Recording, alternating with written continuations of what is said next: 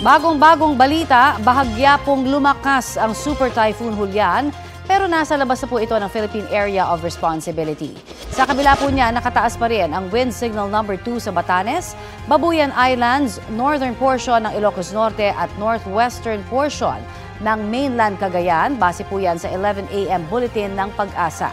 Wind signal number 1 naman sa nalalabing bahagi ng Ilocos Norte, buong Ilocos Sur, La Union, Pangasinan, Apayao, Kalinga, Abra, Mountain Province, Ifugao, Benguet, nalalabing bahagi ng mainland Cagayan, buong Isabela, Quirino, Nueva Vizcaya, northern portion ng Aurora at northern portion ng Nueva Ecija.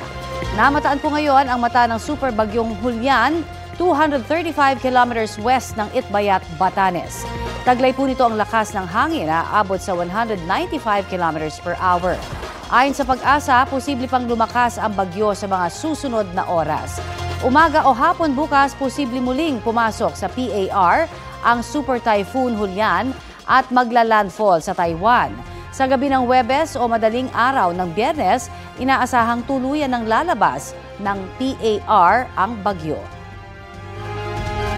Kapuso, para sa mga maiinit na balita, mag-subscribe sa GMA Integrated News sa YouTube.